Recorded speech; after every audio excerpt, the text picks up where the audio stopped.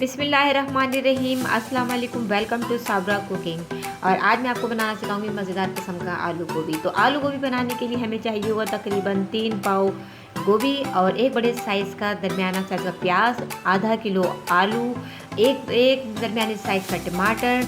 और ये डंठल हैं जी गोभी के, थोड़े जो सख्त से होते हैं, ये मैंने इसको थोड़े से बारीक बारीक जो है वो कट कर लिए हैं। और इसके अलावा जो हमें चाहिए होगा वो यह है 1 टेबल स्पून गरम मसाला पाउडर, ज़ीरा और साबुत धनिया, जिसे हमने भून के अच्छी तरह इसको मैंने कूट लिया है, तो थोड़ा मोटा मोटा कूट लिया है। और इसके अलावा जनाब मुझे चाहिए होगा तकरीबन 5 हरी मिर्चें और 1 इंच मैंने अदरक का टुकड़ा लिया है इसके अंदर, और 5 से 6 जवे मैंने इसमें लहसुन के लिए हैं।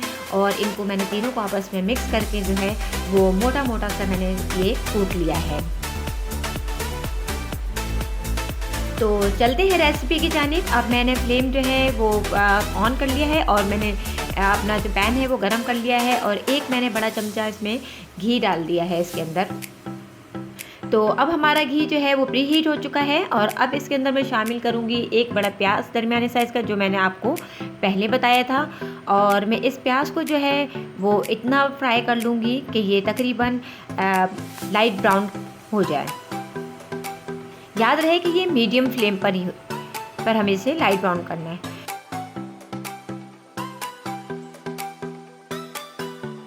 तो लीजिए, ये हमारा प्याज जो है वो लाइट ब्राउन हो चुका है, और इसके अंदर मैंने आपको जो बताया था हरी मिर्चें और अदरक और लहसुन जो मैंने कूट के रखा था, अब वो इसको मैं इस मसाले में शामिल कर दूंगी। और इसके अंदर मैं थोड़ा सा साथ साथ पानी भी शामिल करूंगी, क्योंकि इसकी वजह यह है कि मसाले का जो कलर है वो ख़राब ना हो। अब इसमें मैं शामिल करूंगी 2 tablespoon red chili powder, और अब इसके अंदर मैं शामिल करूंगी 1 टेबल स्पून जो है वो सॉल्ट शामिल करूंगी इसमें।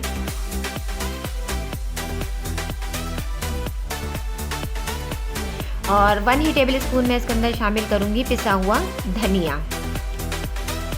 और अब मैं इसको थोड़ा सा मिक्स कर लूँगी, और इसमें मैं थोड़ा सा यहाँ पे भी मैं पानी ऐड करूँगी, ताकि मसाला हमारा जो है वो इसका कलर ना ख़राब हो।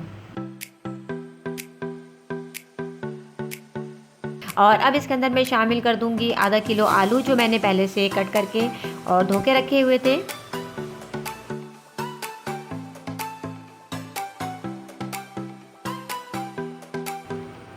और अब मैं इसमें शामिल कर दूंगी मेरे पास जो पहले से मौजूद थी गोभी, जो जिसके थोड़े सख्त डंठल थे, पहले वो मैंने शामिल किए हैं। और फिर इसके अंदर में जो बकाया गोभी का हिस्सा है, यानी जो इसके फूल हैं, वो भी मैंने इसके अंदर शामिल कर दिए हैं। और इसको शामिल करने के बाद मैंने इसे अच्छी तरह मिक्स कर लिया है।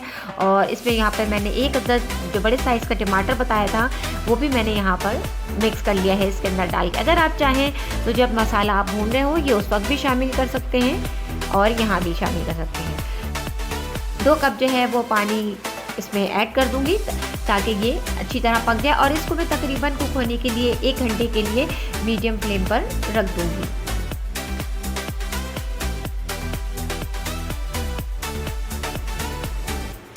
तो लीजिए, हमारा 1 घंटा पूरा हो गया है, और हमारी जो है आलू गोभी जो है वो पक के तैयार है। और अब इसके अंदर मैं शामिल करूँगी 1 टेबल स्पून जो मैंने आपको गरम मसाला पाउडर, ज़ीरा और सब धनिया पाउडर जो था वो मैंने वो दिया था, वो तकरीबन मैं इसमें 2 टेबल स्पून इसके अंदर यहाँ शामिल कर दूँगी। और जनाब आली, अब मैं इसको डिश आउट करके दिखाती हूँ। तो देखिए जनाब, ये हमारे मज़ेदार किस्म का जो है वो आलू गोभी तैयार हो चुका है। और इसके अंदर गार्निशिंग के लिए मैंने इस पर हरा धनिया और हरी मिर्चें शामिल कर दी हैं। तो अभी हमारा आलू गोभी तैयार है, और आप इसको चाहे तो नान या रोटी के साथ जो है इसे खाएं और इन्जॉय कीजिए। और आप मेरी वीडियो अगर आपको पसंद आई हो तो प्लीज़ इसे लाइक, शेयर और कमेंट्स करना ना भूलिएगा। मेरी वीडियो देखने का बहुत शुक्रिया।